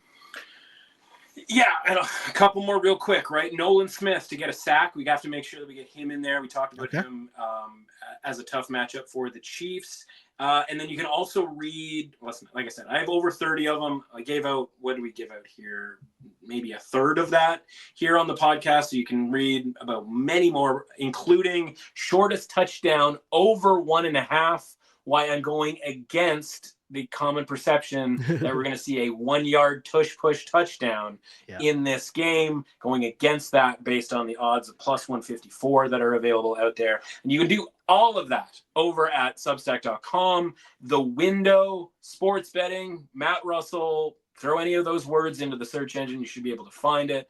Or just go to Substack.com/@MRussAuthentic, or go to Twitter @MRussAuthentic. You'll be able to find your way there just via the old-fashioned Twitter page /X page @MRussAuthentic. There are 2 articles, one about the game with all the MVP stuff, the other about the props. Like I said, 30-plus props for Super Bowl 59. I'm sorry, the number of Super Bowls has gotten out of hand where we cannot do 59 props for Super Bowl 59. That would be insane. It's totally rational that we have done 35 or 36. I couldn't even count them. That's why I'm saying 30 plus, because I counted twice and it was a different number. That's how many props there are available over at the Window on Substack. Well, I mean, got to add some more Kendrick props, you know, that's all. Then you'll That's get true. Once we get into all the diss tracks that I'm going to be betting on, then yeah, like we might be getting to 59. And thank you everybody for this season, by the way. This is our last, obviously, podcast on this thing. So thanks for everybody for listening and swinging through the old Substack too. If you got there via here, I thank you for that. Yeah, really appreciate you coming on the pod this year. As always, been a lot of fun this year, no matter what the title of the pod is or platform that the pod is on. It's been a whole lot of fun doing this again. So I thank you for blessing us each and every season with the information we so do crave. I also thank the people at ClutchPoints, and thank, most importantly, the people that have listened and watched and subscribed to the podcast. Really appreciate you. That's why we are back each and every year, laying it down and giving you the football picks that you so crave. So thank you for rocking with us. Really do appreciate you. And hopefully, you know, thanks to y'all, we'll be able to do it again next year. You can find me on the app formerly known as Twitter @ShellAlexander, and on Instagram @Sheldon Alexander. Again, like, follow, and subscribe wherever you get the podcast, Apple, Spotify, and of course, YouTube. You can find me at all those places there, as well as there might be some other stuff popping up shortly after the football season comes to a close, and, you know, basketball season kicking into high gear. Who knows? That's a tease. So stay tuned to the socials for that. But Again, big thanks to everyone who tuned into this pod, who played a part in this pod. Really appreciate y'all as always. And as I always say, I used to pray for times like this to rhyme like this. This is the Clutch Picks Betting Podcast. As always, unpolished and unapologetic. Until next time, see ya and enjoy the Biggie and Tupac gone too soon. Big as the what? Big as the what? Big as the Super Bowl. I feel like I used to say Super Bowl goals. I got to go bring back the J line. Super Bowl goals. Something to think about until next year's Super Bowl. Thanks, everyone.